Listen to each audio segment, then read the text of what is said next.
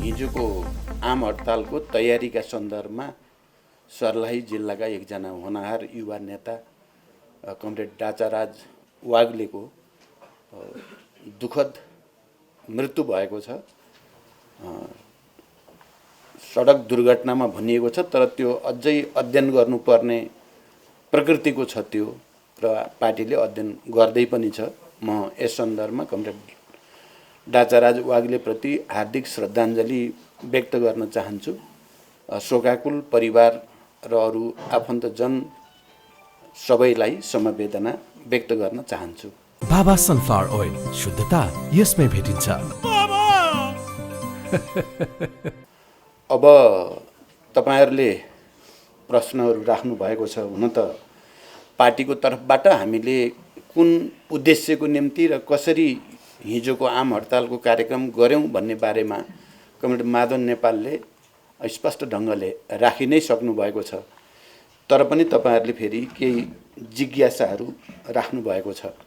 म पहिला त के भन्न चाहन्छु भने यो समग्र परिवर्तनको प्रक्रिया, संघीय लोकतान्त्रिक गणतन्त्र, संविधान, यो सबैका सन्दर्भमा हामीले जो अपेक्षा गरेका थियौं, अब निर्वाचनपछि स्थायित्व हुनेछ, विकास समृद्धि हुनेछ भनेर जे सोचेका थियौं, र अझ मैले नै तपाईहरुको अगाडि तथ्यलाई राख्दा म नै वाम गठबन्धन गरौं र चुनावमा जाउँ भन्ने कुराको केपी ओलीसँग प्रस्तावक हो म, र पार्टी एकता पनि गरौं। अब हामी शान्तिपूर्ण ढङ्गले बहुदलीय प्रतिस्पर्धा, स्वतन्त्र न्यायपालिका लगायत सबै मूलभूत विषयमा हामी समान सोचमा छौं र समान प्रक्रियामा भइसकेपछि पार्टी एकताको पनि संकल्प गरौं भन्ने प्रस्तावक पनि म नै हो। तर त्यसो गर्दा देशमा अब चाहिँ राजनीतिक स्थिरता आवश्यक छ र देशमा अब जनताको निम्ति विकास, निर्माण र समृद्धिको एउटा नयाँ यात्रा आवश्यक छ भनेर गरिएको थियो। त 3 वर्ष पुग्दा नपुग्दै यो दुर्घटनामा पर्यो। त्यसकारण मैले अस्ति 9 गतेको सभामा पनि, विरोध सभामा पनि भनेको थिएँ, यसको निम्ति हामीले पनि आफ्नो आत्मसमीक्षा गर्नुपर्छ। कहाँ हाम्रो त्रुटि भयो, हामीले किन समयमै यो प्रवृत्तिलाई रोक्न सकेनौं। प्रवृत्ति त देखिया थियो, बहस त चलेकै थियो पार्टीभित्र, तर त्यसलाई यो हदसम्म देशलाई दुर्घटनामा लाने ठाउँसम्म जान नदिने चाहिँ हामी कहाँ चुक्यौं भन्ने कुराको समीक्षा पनि हामीले गर्नुपर्छ भनेर मैले सार्वजनिक सभामै भनेको थिएँ। म तपाईहरुसँग पनि यो कुरा फेरि एकचोटि हामी त्यो आत्मसमीक्षाको प्रक्रियामै छौं र एउटा श्वेत पत्रको तयारीमा पनि छौं। हामी भएको के हो यथार्थ, त्यो कुराको जानकारी जनतालाई पनि हुन पर्यो, इतिहासमा यसलाई दर्ज गरिनु पर्यो भनेर हामी त्यसको तयारीमा पनि छौं। यो कुराको जानकारी पनि म तपाईहरुलाई पार्टीको तर्फबाट गराउन चाहन्छु। दोस्रो, तेस्रो कुरा यहाँ प्रश्न उठ्यो, तपाईहरु आफै असक्षम भयौं अब हामी भन्ने लाग्या छ कि छैन भन्नुभयो। हामी आन्दोलनमा छौं, त्यसकारण यो क्षमता र असक्षमताको कुरा होइन। राष्ट्र र जनताप्रति निष्ठावान हुने र राष्ट्र र जनताको हितप्रति, लोकतन्त्रको हितप्रति, संविधानवादको पक्षमा चाहिँ सङ्घर्षमा जाने र नजाने कुरा हो क्षमताको कुरा भनेको। यदि तपाईले भने जस्तो तपाई हिंताबोधको ढङ्गले सोच्ने, अब हामी पनि असफल भइयो भन्ने ठान्ने मान्छे आन्दोलनमा जाँदैन। सङ्घर्षको मैदानमा फेरि एकचोटि जस्तोसुकै मूल्य चुकाउन पनि तयार छौं भनेर लोकतन्त्रको पक्षमा, गणतन्त्रको पक्षमा, संविधानको पक्षमा सडकमा जाने भनेको त्यही नै सबभन्दा ठुलो क्षमता हो। मैले भने आत्मसमीक्षा त हामी गर्छौं, हाम्रो पनि त्रुटि भएको छ, तर त्यसको अर्थ चाहिँ हामी अब असक्षम भयौं, बाटो छोडिदिनुपर्छ भनेर फेरि पलायन हुने पक्षमा हाम्रो पार्टी छैन। हामी कोही पनि नेताहरू पलायनको पक्षमा छैनौं। हामी फेरि पनि सङ्घर्ष गर्ने, फेरि पनि राष्ट्र र जनताको पक्षमा, लोकतन्त्र र संविधानको पक्षमा लडाईँको मैदानमा छौं हामी। त्यसकारण साथीहरू, तपाईहरुले विषयलाई बुझ्दाखेरि यसरी बुझ्नु नै उचित हुन्छ भन्ने मलाई लाग्छ। र अहिले जे परिवर्तन भएको छ, युद्धलाई शान्तिमा रूपान्तरण, शान्ति सम्झौतालाई संविधान सभामा रूपान्तरण, संविधान सभालाई सङ्घीय लोकतान्त्रिक गणतन्त्रको संविधानमा रूपान्तरण अनि एउटा चाहिँ बलियो सरकार निर्माणमा पहल कदमी यी सबै हाम्रो पार्टीका हाम्रा नेताहरूका योगदानहरू त्याग तपस्याहरूका परिणाम हुन्। त्यही यसलाई मिनिमाइज गरेर हेरियो भने त्यो न्याय चाहिँ हुँदैन भनेर पनि म भन्न चाहन्छु। त्यही हामी अहिले पनि फेरि पनि सत्यको पक्षमा हामी लडाइँमा छौँ। अहिले जे भइराखेको छ यो हामी सबैले भनेका छौँ प्रतिगमनतिर हो र यो नेपाल कम्युनिस्ट पार्टी नेकपाको आन्तरिक विषय होइन। पत्रकार साथीहरू, म बडो डरोसँग र गम्भीरताको साथ भन्न चाहन्छु यो पार्टीभित्रको मात्रै विषय हुँदै होइन। तपाईँ पत्रकारितामा काम गर्ने साथीहरू मेन स्ट्रिम मिडिया जति छ, मैले हिजो एकजना पत्रकारसँग कुरा गर्दै गर्दा झन्डै 90% यो प्रतिगमन नै हो, यो संविधानमाथि घात नै हो, यो लोकतन्त्रको हत्या गर्ने प्रक्रिया नै हो भन्नेमा छ भनेर उहाँले भन्नुभयो र हेर्दा त्यस्तै देखिन्छ पनि। यस हिसाबले भन्दा तपाईँहरू किन, तपाईँहरू त कम्युनिस्ट पार्टीको सदस्य त होइन सबै त, तपाईँहरू त पत्रकारिता गरिराख्नु भएको छ अथवा अरू मेन स्ट्रिम मिडियाका जो छन् ती सबै कम्युनिस्ट पार्टीका त मान्छे होइनन्। तर ती सबै चाहिँ किन प्रतिगमनका विरुद्ध, संविधानवादका विरुद्ध भएको हमला रोक्नुपर्छ भनेर किन लाग्नु भएको छ? बुद्धिजीवीहरू, साहित्यकारहरू, कवि कलाकारहरू, नागरिक आन्दोलन, संविधान र कानुनको क्षेत्रमा विशेष दक्षता हासिल गरेका, अनुभव हासिल गरेका वरिष्ठ व्यक्तित्वहरू किन यो प्रतिगमन नै हो? देश निकै अप्ठ्यारो ठाउँतिर जाँदैछ भनेर उहाँहरूले कहिले संयुक्त वक्तव्य, कहिले आन्दोलन, सडकमा नाटक, यो सबै चाहिँ जो प्रदर्शन भइराखेका छन् यो कम्युनिस्ट पार्टी भएर भएको हो र? हाम्रो कम्युनिस्ट पार्टीले व्यक्तिका लागि झगडा गरे पद पाउनको लागि त्यसो भएर सबै लाग्यो हो त भन्दा त होइन नि यो कुरा त। अनि नेपाली कङ्ग्रेस अथवा जनता समाजवादी पार्टी अथवा भयभरका सबै पार्टीहरू, सबै जनसङ्गठनहरू यो चाहिँ असंवैधानिक नै हो, अलोकतान्त्रिक नै हो भनेर सबै त सडकमै छन्। ती कम्युनिस्ट पार्टीका त होइनन्। यदि कम्युनिस्ट पार्टीभित्रको व्यक्तिको पदको मात्रै लडाइँ हुन्थ्यो भने त सिँगै राष्ट्र केपी र केपीको वरिपरिको गुट र केपी सत्तामा भएको हुनाले त्यसबाट त्यसको दुरुपयोग गरेर मान्छेलाई उपयोग गर्ने बाहेक अरू सबै विरोध किन छन्? म फेरि पनि प्रश्न गर्न चाहन्छु, यो देशका सबैभन्दा राम्रा ब्रेनहरू, राम्रा दिमागहरू प्रतिगमन नै हो, यसलाई रोक्नुपर्छ भन्नेमा छन्। अब स्वार्थीहरू, अवसरवादीहरू, क्षणिक फाइदाको निम्ति, तुच्छ फाइदाको निम्ति लाग्नेहरूको कुरा छोडिदिउँ। हिजो पञ्चायतको बेला मैले त भन्ने गरेकै छु, तपाईँहरूले सुनिराख्नु भएकै छ। सामन्तहरूले आयोजना गर्ने पञ्च र्यालीमा देशभरिबाट लाखौँ मान्छे जुटाउने गरेको देखेकै हो। 46 सालको आन्दोलनको ठिक्क अगाडि कता कता पञ्च र्याली हुन्थे। त्यहाँदेखि यो मान्छे देखिया छन् भनेर भन्ने कुरा मात्रै होइन, सत्य कसको पक्षमा छ, लोकतन्त्रको पक्षमा साँच्चै को छ र को छैन भनेर पो हेर्ने हो। मान्छेका टाउका कति कसरी छन् भन्ने मुख्य कुरा होइन। हामीले हिजो पञ्च र्याली लाखौँ मान्छे उठ्दाखेरि पनि यो पञ्च र्याली नै हो भनेर त्यसको विरोध गऱ्यौँ र हामी आन्दोलनमा होम्यौँ। किनकि हामी सत्यको पक्षमा थियौँ, हामी निरङ्कुशताको विरुद्ध थियौँ, हामी लोकतन्त्रको पक्षमा थियौँ, हामी गणतन्त्रको पक्षमा थियौँ। त्यसकारण त्यहाँदेखि यहाँ सवाल यसरी हेर्ने हो जस्तो लाग्दैन। व्यक्तिलाई तपाईँहरूले नहेर्नुहोस् भन्ने मेरो अनुरोध छ, मुद्दालाई हेर्नुहोस्। मुद्दा के हो, कुन मुद्दाको लागि हो? त्यसकारण यसलाई त्यो रूपमा बुझ्न ठिक होला भन्ने लाग्छ मलाई। अब हिजोको आम हडतालको बारेमा कुरा आइ नै सक्यो, म लामो व्याख्या गर्न चाहदिनँ। यो संवैधानिक परिषदको जो विभिन्न संवैधानिक आयोगमा नियुक्तिहरू भए ती नैतिक दृष्टिकोणले, कानुनी दृष्टिकोणले र संवैधानिक दृष्टिकोणले एउटा निकै ठुलो प्रतिगमनको, प्रतिक्रान्तिको भन्नुहोस्, लोकतन्त्र विरोधी चाहिँ हरकतको एउटा पराकाष्ठा हो। तपाईँहरूले कतिको हिसाब गर्नुभएको छ मलाई थाहा छैन। अध्यादेश ल्याइयो 11-12 बजेतिर, अनि 3-4 घण्टापछि परिषदको बैठक बोलाइयो। त्यो अध्यादेश अन्तर्गत जुन हुनै सक्दैन, तुरुन्ती राष्ट्रपतिबाट स्वीकृति गराइयो। अनि संवैधानिक परिषदका मा सभामुख र प्रतिपक्षको नेताको उपस्थिति छैन, कोरमै पुग्दैन। एकातिर कमसेकम 48 घण्टा अगाडि जानकारी दिनुपर्ने, सूचना गर्नुपर्ने, त्यो पनि छैन।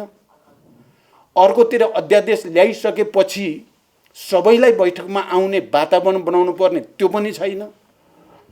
अल्पमत बसेको छ, कोरम पुगेको छैन। कोरमै नपुगेको बैठकले नियुक्ति गरिएको छ। नियुक्ति गरिसकेपछि प्रधानमन्त्री आफै, हामी त त्यति बेलासम्म पार्टी उहाँले विभाजित गरिसक्नु भएको थिएन, स्थायी समितिको बैठक चलिराखेको थियो। स्थायी समितिको बैठकमा उहाँ आउनुभयो, हामी पनि छौँ सबै। नियुक्ति गरेकै छैन भन्नुभयो उहाँले। त्यहाँ स्थायी समितिका हामी 45 जना र अरू चाहिँ आमन्त्रित गरेर हामी 50 जना नेताहरू छौँ त्यहाँ बैठकमा। गरेकै छैन, मैले भनेपछि गरेकै छैन त नियुक्ति भन्नुभयो उहाँले। अनि अध्यादेश फिर्ता लिन्छु भनेर प्रतिबद्धता व्यक्त गर्नुभयो। तर पछि बुझ्दाखेरि नियुक्ति भइसकेको रहेछ, त्यो पनि अल्पमतले, कोरमै नपुग्याइकन। त्यो संविधानको व्यवस्था, कानुनको व्यवस्था, हाम्रा नजिरहरू, परम्परा सबैका विरुद्ध, ती सबैलाई भाँचकुच पारेर, निचोरेर, यो निचोरेको त लोकतन्त्रलाई हो नि। तपाईहरु किन प्रचण्ड र माधव नेपाललाई हेर्नुहुन्छ? यिनीहरूको हो कि होइन भन्नेतिर किन जान पर्यो? यसरी निर्ममतापूर्वक लोकतन्त्रको हत्या भयो नि त। राज्य सत्तालाई चाहिँ बडो जङ्गली रूपले क्याप्चर गर्ने प्रयास भयो नि त। यो सही कि गलत भनेर पो हेर्ने कुरा हो। हामी यसका विरुद्ध खडा छौँ। हामीले हिजो, हामीलाई रहर चाहिँ होइन। तपाईहरुलाई थाहा छ, आन्दोलनको हाम्रो सङ्घर्ष समितिबाट पहिलो चरणको कार्यक्रम घोषणा गर्दा पनि उठेको थियो, आम हडताल गरौँ, नेपाल बन्द गरौँ भन्ने कुरा उठेको थियो। गर्न हुँदैन। हामीले पहिला पनि भनेका छौँ, सकेसम्म जनतालाई अप्ठ्यारो पर्ने गरी आन्दोलन कार्यक्रम गर्न हुँदैन भनेर पहिलो चरणमा हामीले बन्द नराखेर अरू नै राखौँ भनेकै हो। दोस्रो चरणको कार्यक्रम घोषणा गर्दा पनि त्यो नराखेकै हो। र हामीले फेरि यो राखिराख्छौँ भन्ने पनि हाम्रो होइन। तर यो पटक संवैधानिक परिषदको र भूमि आयोग सम्बन्धी नियुक्तिको कुराले जसरी राज्य सत्ता एकजना मान्छेले निर्ममतापूर्वक क्रूर ढङ्गले सबै मूल्य मान्यता, सबै संवैधानिक हाम्रा प्रावधानहरूलाई कुल्चिएर गरेपछि चाहिँ अब चाहिँ त गुन्डागर्दी, गुन्डाराज नै हुने भयो भन्ने देखियो। यो कुनै मान्यतामा छैन। मैले यसको बारेमा धेरै भन्न सक्छु, तर अहिले सायद आवश्यक छैन। तपाईहरुले बुझि पनि राख्नु भएको छ। भनेपछि यसलाई त तुरुन्तै प्रतिवाद गर्नु पर्यो। तपाईले लागेको कपडा कसैले खोस्यो भने तपाईले पहिलो काम गर्न तुरुन्तै प्रतिवाद गर्नुहुन्छ नि। मेरो कपडा किन, मेरो घडी खोस्यो या मेरो केही सामान खोस्यो भने त तुरुन्तै प्रतिवाद गर्नुपर्ने हुन्छ नि। यस्तै हो हिजोको आम हडताल, जातिपित्ती भयो। त्यसकारण हामी सडकमा तुरुन्तै हाम फाल्न पर्ने स्थिति भयो। हामी गयौँ, हामीले भन्यौँ यो हाम्रो रहर थिएन, यो राज्य रहेन। अब न कुनै संविधान, न कुनै लोकतान्त्रिक मान्यता, न कुनै परम्परा, न कुनै केही। जे मनला त्यही एउटा व्यक्तिले गर्ने हो भने के हो भनेर जनतालाई हामीले अपिल गर्न खोजेकै हो। र हाम्रो मूल्याङ्कनमा जनताको साथ भयो भन्ने छ। जनताले साथ नदिएको भए हिजोको बन्द, मैले त अझ यहाँ काठमाडौँको मात्रै कुरा होइन, काठमाडौँ त तपाईहरुले पनि सबैले देख्नु नै भएको छ, देशभरिको नि देख्नु भएको छ। मैले विभिन्न प्रदेशको साथीहरूसँग सोद्धाखेरि हाम्रो साथीहरूको उपस्थितिले भन्दा पनि जनताले स्वतःस्फूर्त बजार बन्द गरिदिए। पुरैकै पुरै बन्द। पोखरा जस्तो ठाउँमा जनताको साथ नभइकन त्यो हडताल सफल भयो। जनताको भित्रबाट जातिपित्ती नै गरे है, यो सरकार त के सरकार भयो भन्ने लागेको हुनाले जनताको समर्थन भयो, नैतिक समर्थन भयो। त्यसकारण त्यो मूलत सफल भयो। तर हामी फेरि सधैँ आम हडताल राखिराख्छौँ भन्ने हाम्रो कुनै नीति पनि छैन। यसबाट जनतालाई पर्न गएको दुःख मर्काप्रति हामीले क्षमायाचना गरि पनि राखेका छौँ। हिजैदेखि हामी बोल्दाखेरि मर्का त केही परेको छ, अझ श्रमजीवीहरूलाई दैनिक ज्यालादारी गर्नेहरूलाई बढी परेको छ। तर अब देश निकै अप्ठ्यारो ठाउँमा जान लागेको हुनाले हामी बाध्य भयौँ। हामी सधैँ यस्तो चाहिँ गर्दैनौँ पनि भनेका छौँ। र म तपाईँहरूलाई के भन्न चाहन्छु भने अब चाहिँ आम हडताल हुन पनि सक्छ, तर त्यो जनताको पहलमा हुन्छ। आन्दोलन चर्किँदै गयो, अब संयुक्त हुँदै गयो, अब सरकारको ज्यादती र निरङ्कुशता तानाशाहीपन बढ्दै गएपछि जनता स्वतः आएर हप्तौँसम्म चाहिँ हडताल हुने गरेको छ नि त। नेपालको इतिहासमा त आन्दोलनको क्रममा जनताले त्यसरी गरेका छन्। त्यस्तो चाहिँ हडताल त हुन्छ, त्यस्तो हडतालमा हाम्रो समर्थन पनि हुन्छ, तर लगातार जनतालाई अप्ठ्यारो पर्ने गरी आम हडताल राख्ने हाम्रो अहिले कुनै नीति निर्णय छैन। हिजोको हडताल जरुरी थियो भन्ने हामीलाई अहिले पनि लागेको छ। जनताले त्यसलाई अप्ठ्यारो भए पनि साथ दियो भन्ने पनि हाम्रो ठम्याइ छ र जनताको नैतिक समर्थन बिना त्यो सफल भएको होइन। मूलभूत रूपमा त्यो सफल भएकै छ र हामीले फेरि सबै चिजलाई बल प्रयोग गरेर रोक्न खोजे पनि थिएनौँ। हामीले जनतालाई अत्यावश्यक सवारीहरू चल्न दिने, त्यस्ता दोकानहरू खोल्न दिने, जनताको दैनिक चाहिँ कामहरूको निम्ति नभई नहुने स्वास्थ्यसँग सम्बन्धित या अरू खाद्यान्नसँग सम्बन्धित त हामीले भनेकै थियौँ।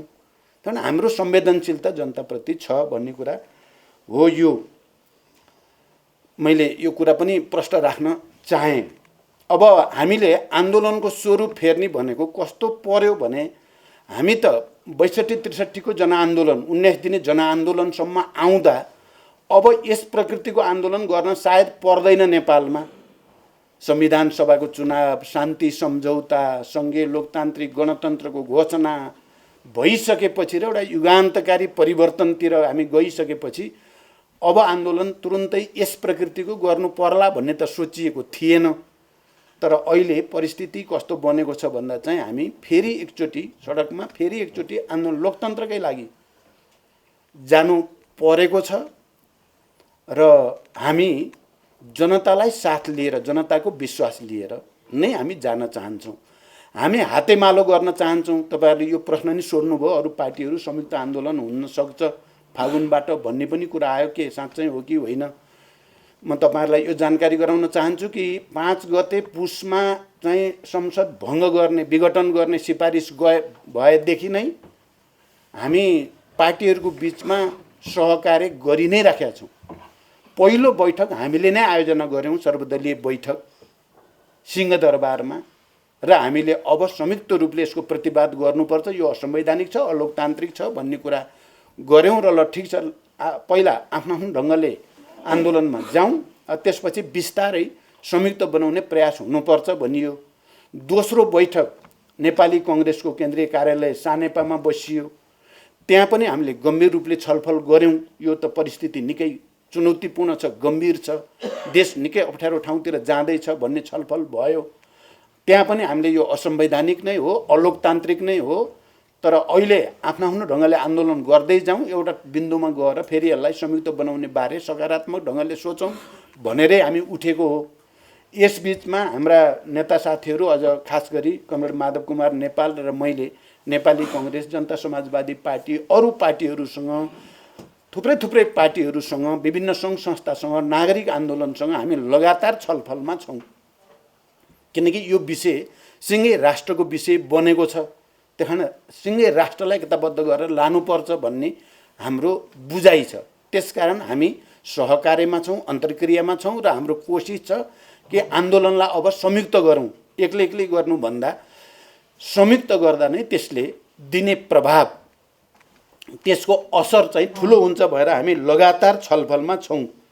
त्यसकारण मलाई लाग्छ अहिले नागरिक आन्दोलनको तर्फबाट पनि, पार्टीहरूको तर्फबाट पनि चाहिँ अब हामी जोडिँदै जानुपर्छ भन्नेतिर सकारात्मक सोच विकास भएकै छ। हो, पार्टीहरूभित्र केही व्यक्तिहरूका आफ्ना सोच हुन सक्छन्, त्यहाँ मतमतान्तर हुन सक्छ, तर मूल ट्रेन्ड के छ भनेर हेर्ने हो। पार्टीहरूको भित्रको मूल ट्रेन्ड के हो भनेर हेर्दा अहिले चाहिँ असंवैधानिक अलोकतान्त्रिक कदम हो यो र यसलाई करेक्सन गरिनुपर्छ भन्ने नै सबै राजनीतिक दल, नागरिक आन्दोलन, बुद्धिजीवी, पत्रकार सबैको पनि भावना र विचार त्यही नै हो। त्यसैले नै संयुक्त आन्दोलनको आधार दिएको छ। तपाईँ हामी सबै एकै ठाउँमा हुने आधार त्यही इस्युले दिएको छ, मुद्दाले दिएको छ भन्ने मलाई लाग्छ। अब तपाईहरुले यहाँ मलाई हिजोको सन्दर्भमा पनि केही प्रश्न सोध्नु भएको छ एमसीसी को बारे भनेर।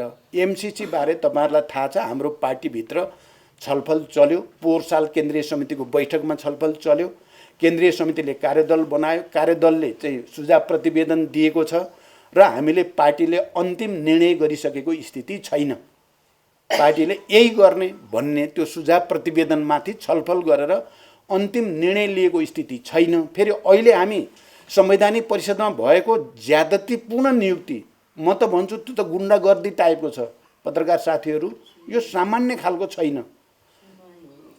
अब न सुनवाई छ, सुनवाई समिति छैन, सभामुखले चाहिँ यो सुनवाई समिति पनि नभएको, प्रक्रिया नपुगेको भनेर फिर्ता पठाएको स्थिति छ।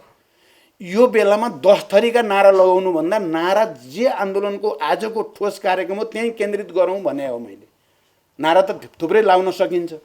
एकातिर एमसीसी बारे औपचारिक पार्टीले निर्णय गरिसकेका छैन, त्यो अवस्थामा अर्कोतिर आन्दोलन एउटा विषयलाई केन्द्रित गरेर त्यसमा प्रतिवाद गर्नको लागि बोलाइएको छ। 10 वटा 50 वटा नारा लाउन थाल्यो भने झन् त्यसले चाहिँ हाम्रो जो प्रहारको निशाना हो त्यो कमजोर हुन्छ भन्ने अर्थमा मात्रै मैले त्यहाँ बिचा प्याट एउटा लगाइदिनु भयो। चाहिँ यो न विषय छ न प्रसङ्ग। अब सङ्घर्ष समितिले बनाएका नारा एकातिर छन्, अब बिचा प्याट हालिदिएको छ। मलाई के भयो भने छ्याट्ट दिमा यो कहीँ को घुस्यो भने जस्तो पर्यो क्या मलाई।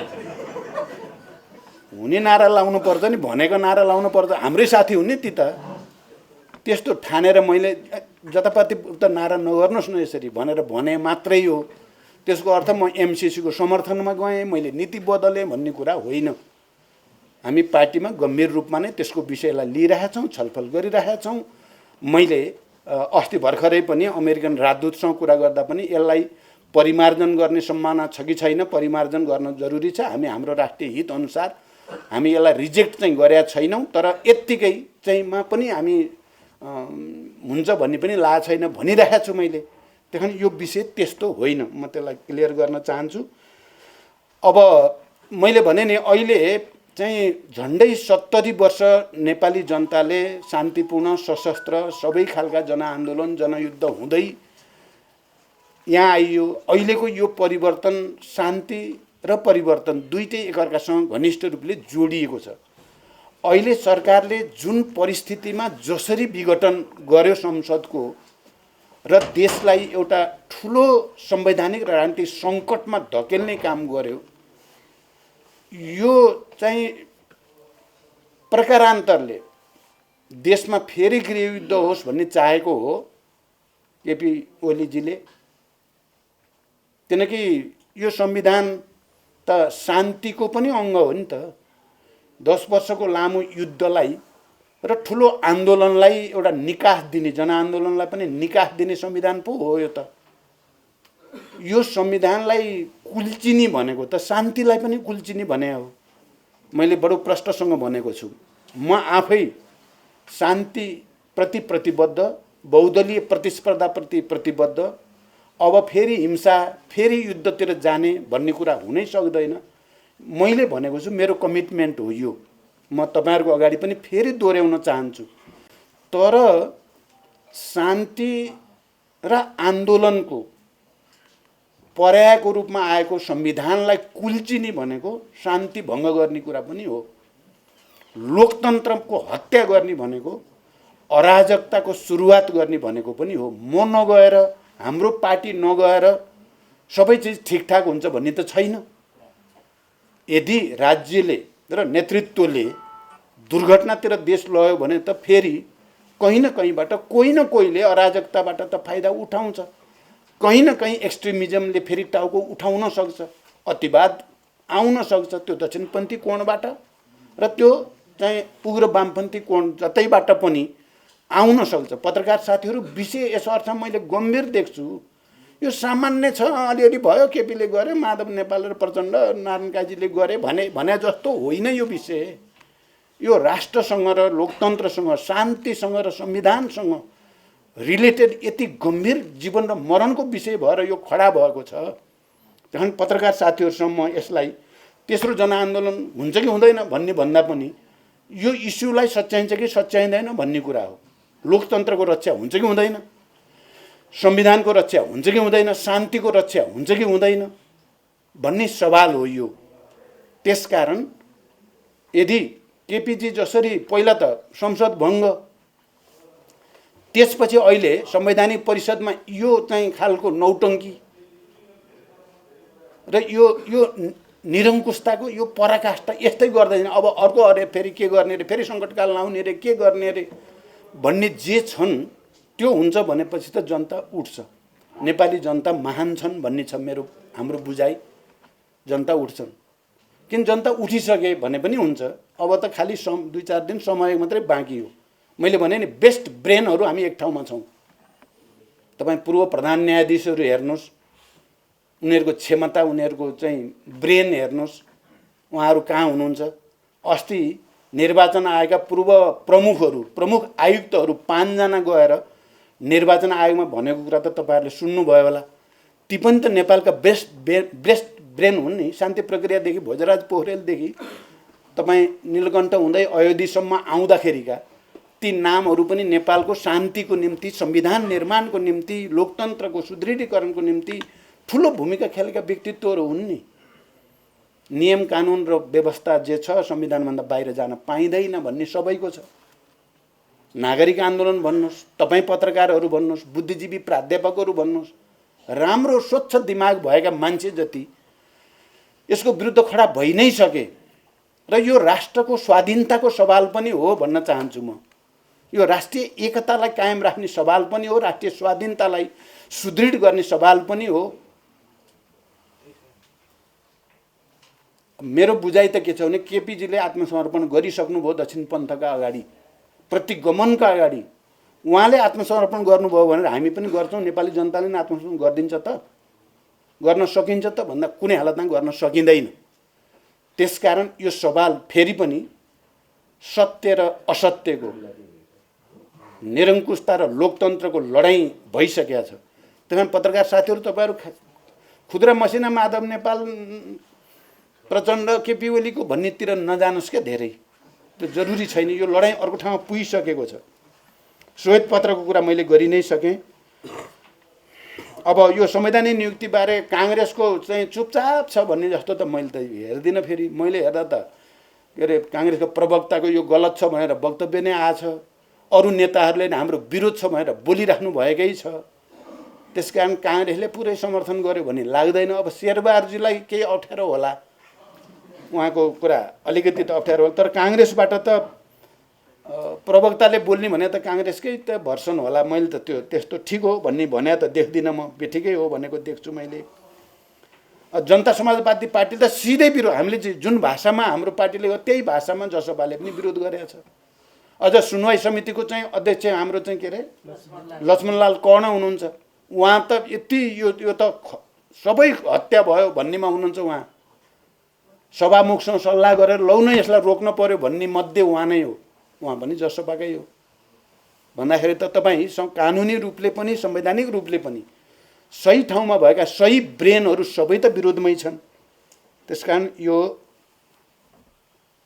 सबैको नै साझा सहमति नै म देख्छु यसमा।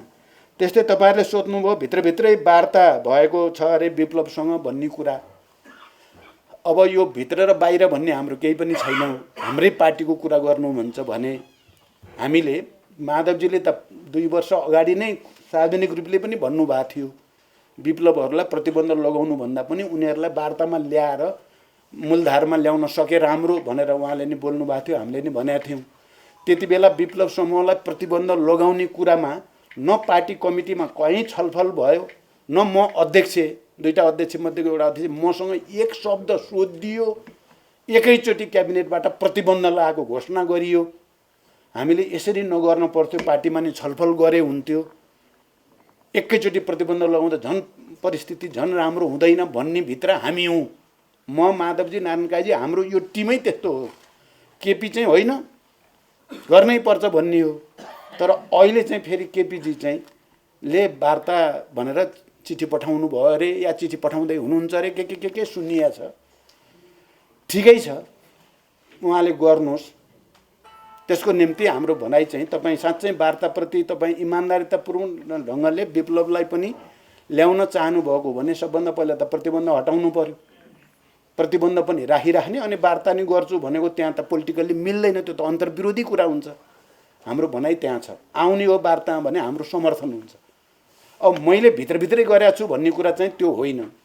मैले चिन्छु सबै साथीहरूलाई हिजोको आन्दोलनमा सहयात्री हुनुको नाताले। त्यहाँ विभिन्न साथीहरूले उनीहरूसँग कुरा गरेर विभिन्न रिपोर्टहरू म कहाँ आइराख्छ। मैले त्यो रिपोर्टबारे आफ्नो प्रतिक्रिया दिइराखेको हुन्छु। त्यसरी अप्रत्यक्ष त कुराकानी भइराखेको हुन्छ, तर प्रत्यक्ष र भित्रभित्र वार्ता चाहिँ मैले गरेको छैन। यो कुरा प्रष्ट होस्। अब अर्को, अब जनता तपाईँहरूले सोध्नुभयो नि, हामीले मैले अघि श्वेतपत्रको कुरा नि गरि नै सकेँ। तपाईँहरूले हेर्नुभयो भने सुरुमा त हामीले केपीजीले यो विघटन गर्ने, संविधानको हत्या गर्ने, लोकतन्त्रको हत्या गर्ने बाटो पक्लिनु भयो भनेपछि हामीले केपीको बारेमा अलि बढी आलोचनात्मक टिप्पणी पक्कै पनि गऱ्यौँ। तर तपाईँ पछिल्लो चरणमा हेर्नुभयो भने हाम्रो ध्यान चाहिँ केपीलाई गाली गर्नुमा धेरै छैन। सुशासन किन कायम हुन सकेन? हामीले घोषणापत्रमा त धेरै राम्रा कुरा भनेका हौँ। चुनावको बेलामा हामी किसानलाई के दिन्छौँ, उत्पादन वृद्धि, वैज्ञानिक खेती प्रणाली, व्यवसायीकरण कृषिको, त्यसको निम्ति राज्यको तर्फबाट पर्याप्त अनुदान, युवाहरूलाई रोजगारी, उद्योग धन्दा र कृषिमा आधारित उद्योगहरू स्थापना गर्ने र धेरैभन्दा धेरै युवाहरूलाई रोजगारी सृष्टि गर्ने, रोजगारी दिन नसके बेरोजगार भत्ताको व्यवस्था गर्ने, सबैलाई समावेशी समानुपातिक प्रतिनिधित्व भइसकेपछि उत्पीडनमा परेका वर्ग, जाति, क्षेत्र, लिङ्ग, समुदाय सबैको लागि सम्मानजनक जीवनयापनको वातावरण, हाम्रो देशमा जस्ता र मेटेरियल्सहरू छन्, कच्चा पदार्थहरू, साधन स्रोतहरू, प्रकृतिले हामीलाई जे दिएको छ त्यसको समुचित सदुपयोग, ठुला उद्योगहरू, त्यसमा पनि अझ कृषिमा आधारित उद्योगहरू, हाइड्रो, यो सबै कुरा चाहिँ हामीले भनेको हो नि। र हामी पारदर्शी शासन दिन्छौँ, भ्रष्टाचार नियन्त्रण गर्छौँ, सुशासन दिन्छौँ भने हो नि। 3 वर्षसम्म हामीले त्यसको निम्ति प्रयास गऱ्यौँ। तर अब मुख्य नेतृत्व र सरकारको प्रधानमन्त्री नै नेगेटिभ भएपछि हुँदो रहेनछ। हामी त सङ्घर्ष गर्ने मात्रै भयो त्यहाँ। तपाईँहरूलाई म एउटा कुरा स्मरण गराउन चाहन्छु।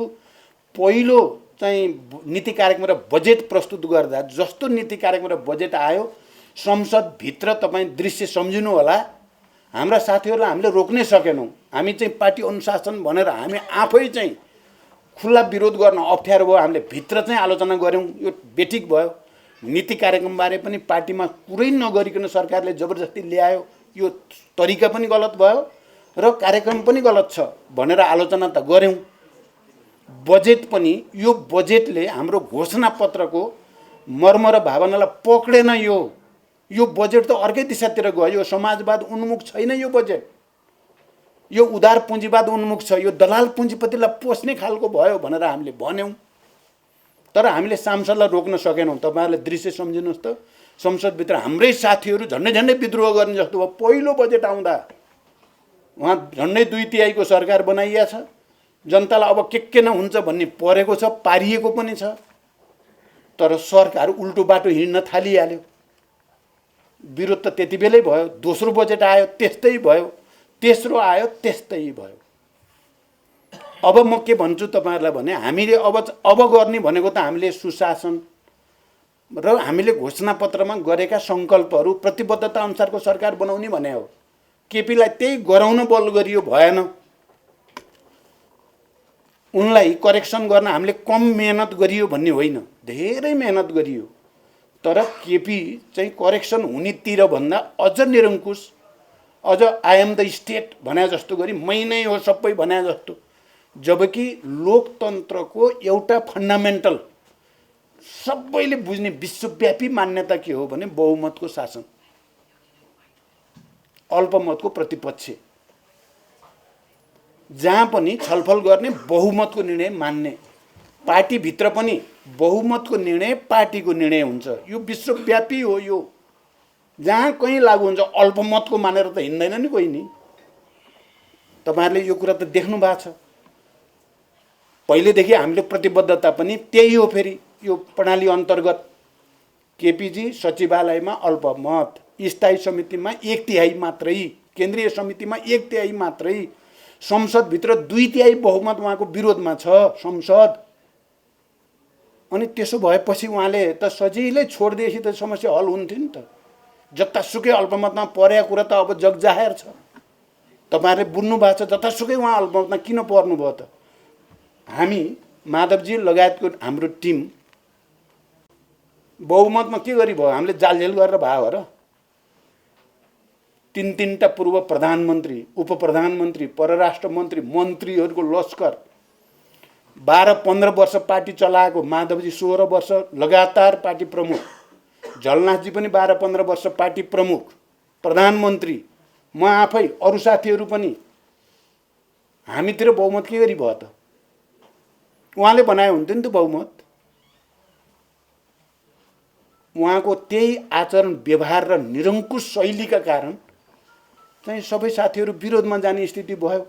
लोकतन्त्रको रक्षाको लागि उहाँको चाहिँ तानाशाही र उहाँको अहङ्कार र दम्भका विरुद्ध सङ्घर्ष गर्नुपर्ने बाध्यता हामीलाई आइलायो। सङ्घर्ष गर्दा हाम्रो एकता भयो, विचारमा एकता भयो, विधिमा एकता भयो। उहाँ जतासुकै अल्पमतमा पर्नुभयो। अनि अहिले आएर चाहिँ सबैतिर भाँचकुच पारेर सिद्ध्याइदिन्छु भन्ने खालको बुद्धिमा उहाँ जानु भएको छ। उहाँमा लोकतन्त्रको एक रौँ पनि चाहिँ मान्यता भएको भए जतासुकै अल्पमा म भए त हेर्नुहोस्, मलाई त तपाईहरुले अब हुन त मेरा पनि कमजोरी छैनन् भन्ने होइन, तर म सक्दिनँ। म माधवजी पनि सक्नुहुन्न, हामी सक्दैनौँ।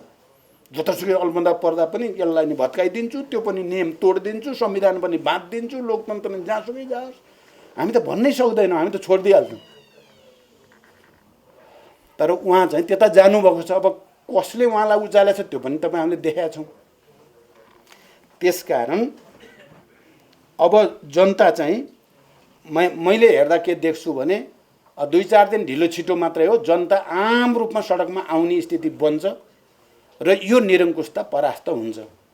250 वर्ष पुरानो सामन्ती शासन उल्ट्याउन सक्ने नेपाली जनता, शान्तिलाई के अरे युद्धलाई शान्तिमा रूपान्तरण गरेर गणतन्त्रसम्म पुर्याउन सक्ने नेपाली जनताले यो तानाशाहीलाई चाहिँ स्वीकार्छन् भन्ने मलाई कहीँ कतै लाग्दैन। हामी चाहिँ अन्तिम समय लड्न तयार छौँ।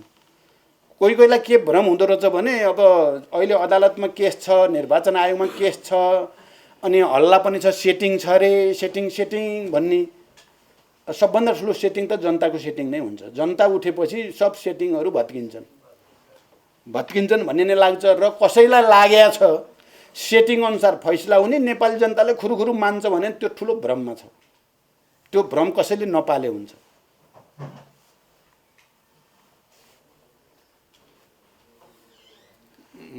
हामीले बुझेको कुरा के छ भने संविधान मिचिएको छ, लोकतन्त्रको हत्या गर्ने प्रयास भएको छ, त्यसलाई करेक्सन गर्ने हो। संविधान मिचिए गरेर चाहिँ चुनाव गर्यो भने त्यो चुनाव पनि असंवैधानिक हुन्छ, अवैधानिक हुन्छ। त्यसले कुनै समस्याको हल दिँदैन। यो भ्रम पनि कसैले नपाले हुन्छ। प्रतिगमन हुने, असंवैधानिक र अलोकतान्त्रिक कदम हुने, अनि त्यसैले आयोजना गरेको चुनाव संवैधानिक र वैधानिक र लोकतान्त्रिक हुन्छ त?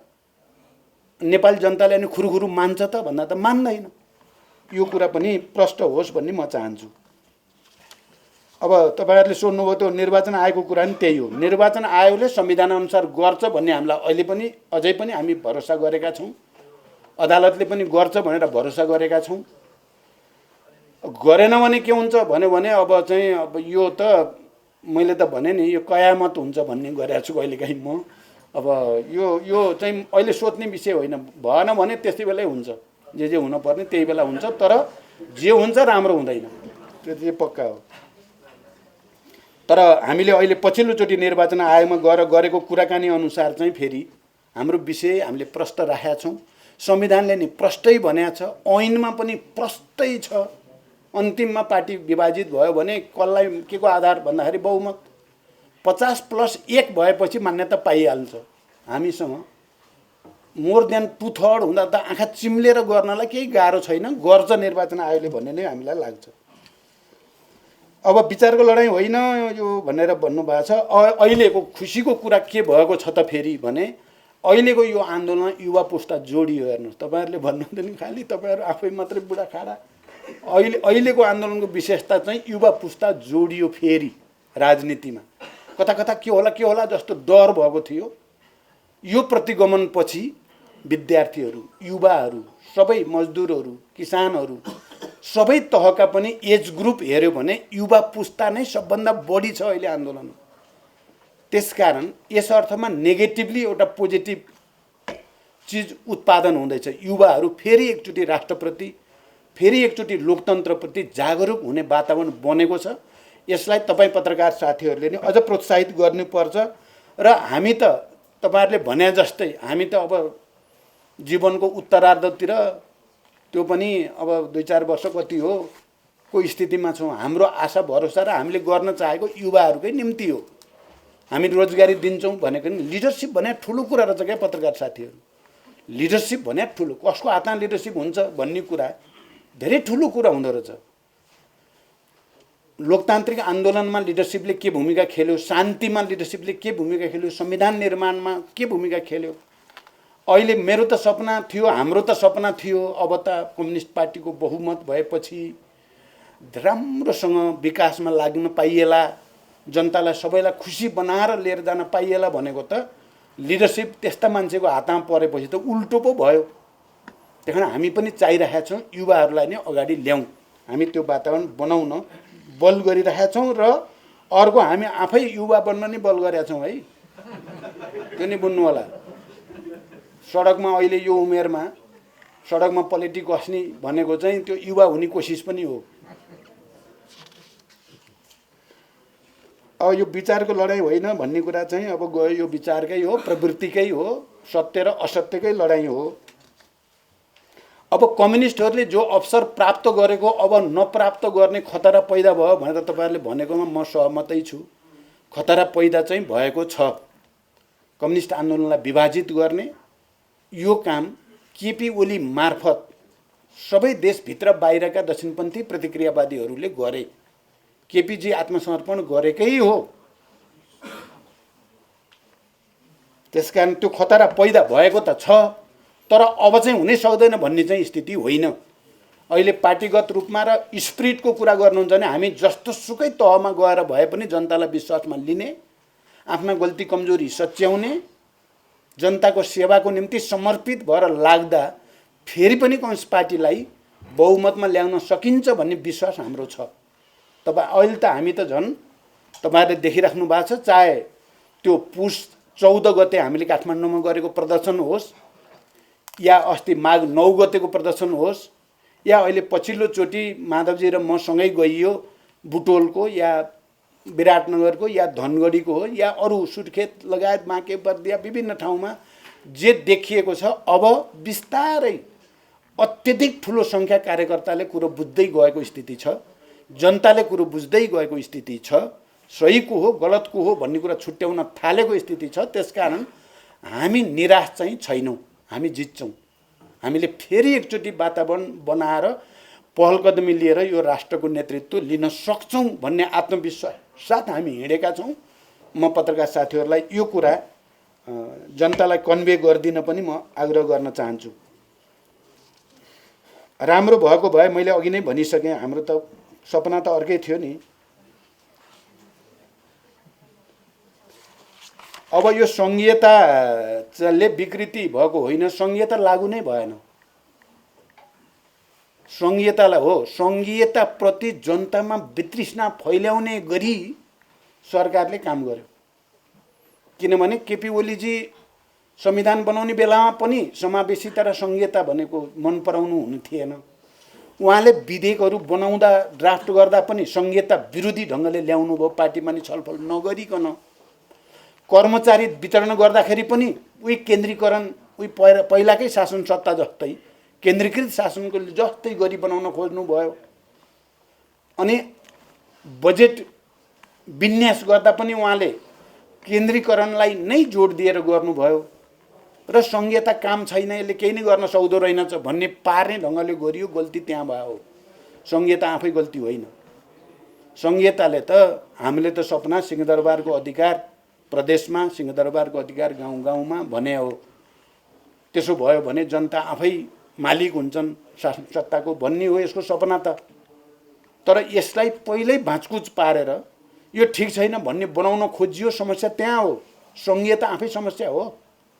सङ्घीयता भएका देशहरू जहाँ छन्, चाहे स्विजरल्यान्ड भन्नुहोस्, चाहे दुनियाँका थुप्रै देशहरू भन्नुहोस्, सङ्घीयताले विकासलाई बाधा पारेको छ, बरु जनतालाई धेरै अधिकार सम्पन्न बनाएको छ, विकासलाई गति दिएको छ।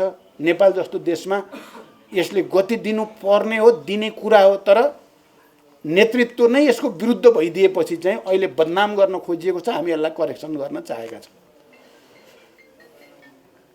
अब माधवजीले प्रधानमन्त्री हुन के अरे अध्यक्ष हुन हतार गर्नुभयो भन्ने पनि उठ्या छ भनेर राख्नुभयो, त्यो होइन। हाम्रो विधानमा नै, नेपाल कम्युनिस्ट पार्टी नेकपाको विधानमा 2 अध्यक्षको व्यवस्था छ।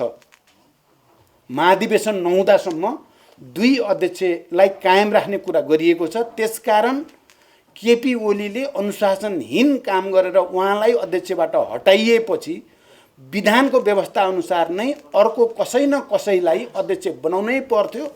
वरिष्ठ नेता कमरेड माधव कुमार नेपाललाई नै सर्वसम्मतिले अध्यक्ष निर्वाचित गरियो। त्यसकारण यो भ्रम नहोस् कसैले। उहाँ त के 3 नम्बरमा जान नि तयार हुनुभएको थियो माधवजी, तपाईँहरूले देख्नुभयो।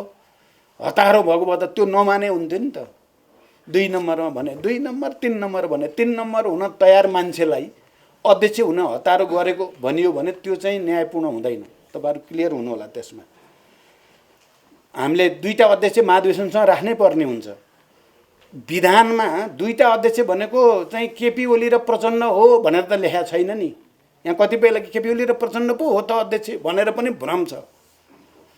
2 अध्यक्ष प्रणाली बनाइए हो। महाधिवेशन नहुँदासम्म 2 अध्यक्ष प्रणाली भन्ने हो विधानमा। केपी र प्रचण्ड हुने या प्रचण्ड र केपी हुने भन्ने होइन। मर्न सकिन्छ नि त। केपी र प्रचण्ड मरे भने अनि अध्यक्ष नहुने हुन्छ त। यो बडो विचित्रको कुरा गरेका छन् क्या केपीले। उहाँ निर्वाचन आयोगमा पनि त्यही पनि मै हो 1 नम्बर भनेछन्। 1 नम्बर 2 नम्बर भन्ने कहीँ पनि छैन। पहिलाको सहमति पनि 2टा बराबरी भन्ने हो हैन। विधानमा पनि 2टा बराबरी भन्ने हो, हैसियत अधिकार। जबरजस्ती उनले आफूलाई 1 नम्बर बनाएछन् क्या। यो अब म पनि त्यस्तै छु हेर्नुहोस्। अब के हेर्नु,